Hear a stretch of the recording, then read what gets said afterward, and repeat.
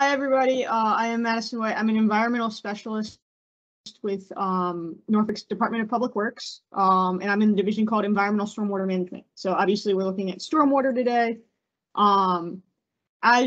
So we have a best management practice program, and what we've been running into a lot is that a lot of the more residential practices are things that people just don't know about at all. So we're just trying to do a quick educational session. Some of you guys, give you an idea of what's going on out there and what's out there. So let's get started. So a best management practice can also be called a stormwater control, but they're either structural, vegetative practices, and the whole goal is to treat both water quality and water quantity to reduce flooding and improve water quality before it hits our waterways. Anything that hits the ground in Norfolk, like rainwater, will very shortly reach, whether it be the river or the bay. Everything goes directly out. There's no filter. So these best management practices, our goal is to try and improve the water quality and control on-site rainwater. So this is what's particularly relevant to you guys. It is one of those required disclosures now. A state code says that when an owner of residential real property who has actual knowledge of a privately owned stormwater management facility located on such property shall disclose to the purchaser the long-term maintenance and inspection requirements for the facility, and then such disclosure shall be provided to the purchaser in accordance with this chapter and on a form provided by the real estate board on its website. So basically, a lot of homeowners right now sometimes don't even know these exist, or they're not disclosed, and then we run into issues because we do inspect these on private properties every 2 years, and it's attached to the property. So if I'm coming out and telling you to maintain it, you might not even know it's there. So how do people know that they're there, or if they're not aware, what's the best way to find out if those exist on the properties? Yeah, so when these are constructed, there's a declaration of covenant signed that follows with the property. So it's attached to the deed. So when you do a title search, it should come up. And like I said, it is one of those things that in theory should be in all that closing paperwork that people sign when they purchase a property, but does not always make it in there. But it is forever attached to that property. So whether it's been sold once, it's been sold 50 times, it's whoever owns the property's responsibility to maintain it. So I would look for that declaration of covenants, it being attached when you do the title search to the deed. If you see any indicators that there might be one on property, you can always reach out to me and I will be happy to do a quick search. We have an inventory of them. We are also, I don't know if you guys use Norfolk Air a lot. We're working to get a BMP or no BMP little blurb on Norfolk Air. I don't know whether that's that's great yet, but we're working on that. So what are some of those physical indicators? What are some of those? Sorry. So beyond that, in terms of city code, with our best management practice program, we do have a city code directed directly towards this, basically stating that any failure to install or maintain a stormwater best management practice does have enforcement consequences, in which case it is a class 1 misdemeanor. It's $2,500 a day per violation. So like, say you wrecked your BMP, you took it out, but you also, in doing so, threw stuff down the stormwater system. That would be 2 separate violations that would each incur $2,500 per day. That makes sense. What are some of the indicators people can look for to see that they have a BMP? Yeah, so I'm actually going to give you guys a quick, BMP lesson after we get through some of this. Okay. And with pictures and all to hopefully get you guys more familiar with what to look for. Okay, great.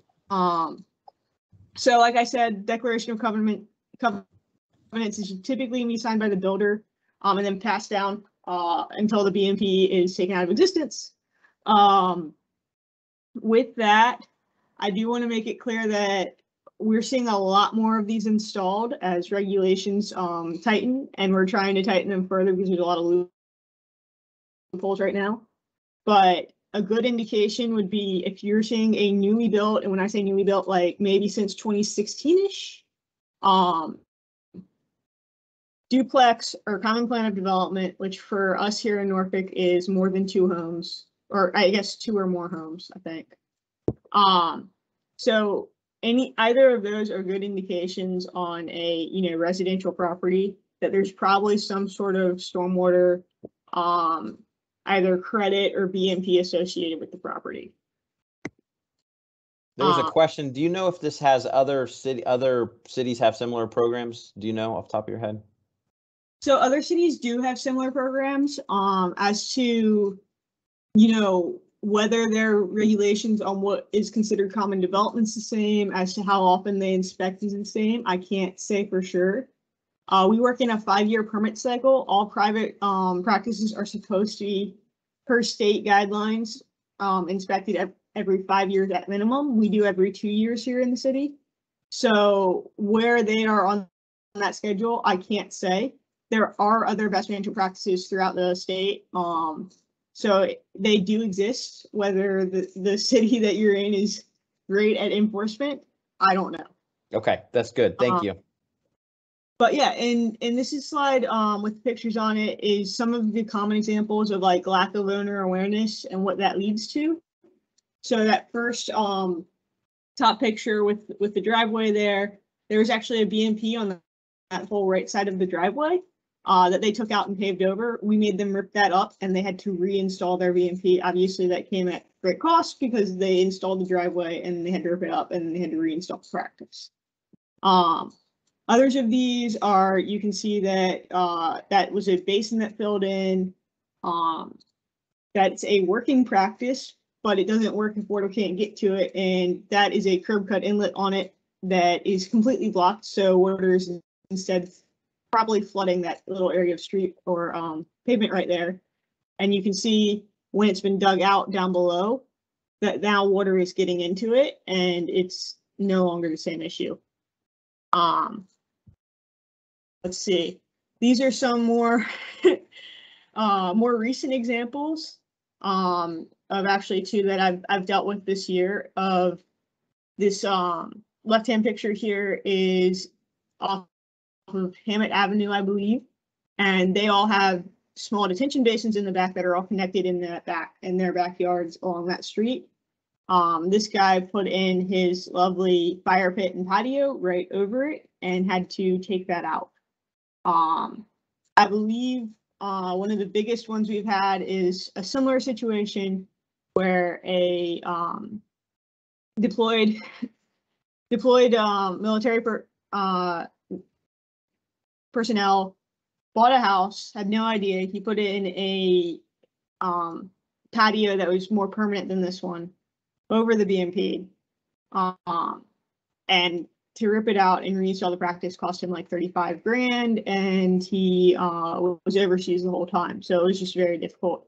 And so that's why we're trying to get with you guys beyond, that it's part of your disclosure, is it can really have long-term consequences for can you guys see the pictures? If they don't know about it. Yep. Okay. Okay, you guys can see the pictures? Yep, they can see it. Awesome. If you can't see the picture, you have a setting off on yours. All right, go ahead, Madison. You're good. All right. Yeah, and that other one is another infiltration basin that somebody has made into a parking space there, and we are currently working with them to try and get rid of that. So basically a little overview of what these practices look like. There's some obvious indicators in this picture here that there's a BMP working on in this yard. So if you can see the divot in the driveway there, that's actually a swale meant to direct water. So anything you see that's obviously directing flow of water, that's a pretty good indication of something. And it's directing water to that little gravel patch you see there, which is acting as infiltration. So random patches like that in the yard that you're kind of like, well, that's an odd landscaping feature. That might be a good indication as well. These are some common ones. We have infiltration trenches, infiltration basins, pervious pavements, fire retention, and swales. Those are usually what you might look for on a residential property. On more commercial properties, there's some other ones that are super common, but these are probably your most common ones residentially. So, looking at fire retention in rain gardens, it sort of looks like that bottom picture where you've got special soil, special media, and then you've got plants that are trying to uptake all those nutrients that's filtering off of the impervious pavement of your house. And then with infiltration, same sort of deal. Water's supposed to be infiltrating into the ground rather than hitting the stormwater system. Pervious pavement, same thing. That just sort of is a look at how pervious pavement works. The catch with pervious pavement, especially here in Norfolk, where in Ocean View, some people like to put it in as sort of an aesthetic thing, is there is the DEQ standard pervious pavement, which is designed to infiltrate, and then there's the aesthetic pervious pavement that a homeowner might have just put in. So, but here are some examples of ones that we have here in the city that are pretty common. These are pictures all taken off of Ransom Avenue here in Norfolk. That top picture is going to be pervious pavement, obviously. Then we have 2 bioretention beds, and that's just sort of what they look like. Like I said, you might see it as sort of like an odd landscaping feature, but you can see in the bottom one how they're sort of bermed around and intentionally there to pick up drainage. These are some other ones, mostly focusing on infiltration here. So the 2 sand ones obviously make for infiltration, basin trench. And then another good indicator, if you look at that bottom picture, you can see you don't notice anything except for there is that white cap sticking out of the ground. That is an observation well. There's an infiltration trench underneath of their sort of gravel bed there, which is really just all of their roof drains are connected to a perforated pipe, and it all infiltrates there through the stone and special media that's in there. The other one, it's got a level spreader in it. Again, super obvious. Stone, super obvious. Sort of things to look for if you're looking at BMPs. Does have any questions for me? We do. How do homeowners find out if they have one? Again, you said houses built after 2016 for the most part? Yeah, so there are some older ones in existence, just depending on, who built it, when they built it, whatnot. But in terms of more recent builds, we're seeing a lot more of them as people are doing common plans of development, which like I said, if you're standing on the street, you're selling this home, and you notice the home right next to it is the exact same home that the builder obviously built at the same time. That might clue you in, oh, this is a common plan of development. If it was developed after 2016, it's very likely that it's either going to have a BMP or some sort of other practice on it. And then any recently built duplex or like, apartment building or something like that's going to have one. Beyond that, it's just, I tried to show you those pictures for you to sort of be able to clue in if you're walking around a property and be like, that, doesn't look like a standard landscape feature. That's probably a BMP. Like I said, we're trying to get it so you can check Norfolk Air for that. I will also always be available. I'll make sure to share my contact information at the end of this. And you can always reach out to me if you have any questions. I can check the system, and it's literally I type the address in and it'll pop up yes or no immediately, and I can tell you what the inspections were like, what the maintenance requirement is, if you have any questions, if it does come up. Okay, that's great. Anybody else? Other questions? You can raise your hand or type it in the chat. Unmute yourself. Lisa Reed. Does cisterns for brown water catchment from roof, from the gutter system, does that count as a remediation? So yeah, we do have some rain barrels and cisterns around the city. And those are BMPs. It depends on what they're using that for, what they've applied for. So people can just have rain barrels because they want rain barrels. They can just have rain barrels because they applied through our based our program where we give out free rain barrels, or they can have a rain barrel that is part of their either resilience quotient or a BMP. That is one of those things that we do inspect for and make sure is still present and working every couple of years. So that could have a wide variety of reasons and uses.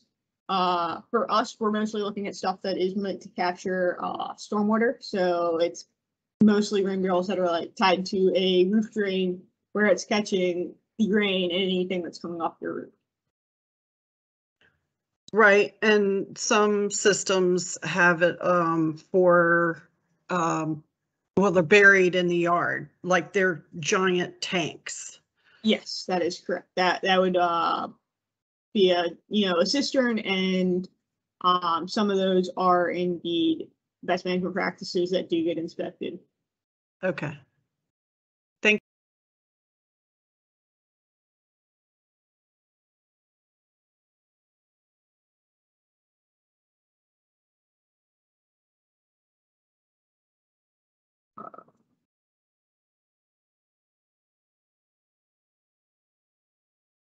And I'm going to guess the best way to do it is to send an email to you with an address. So then you have it, you can pull it up when you're at your desk, put it in the address, and then kick it back instead of chasing voicemails, correct? For checking an address? As long as you give me some explanation of what you're asking about instead of just texting me an address. I deal with a lot of people and a lot of different things. If you text me an address, I will have no idea what you're trying to get from me. So Yeah, maybe so I think, therapy here, then address. yeah, that sounds good.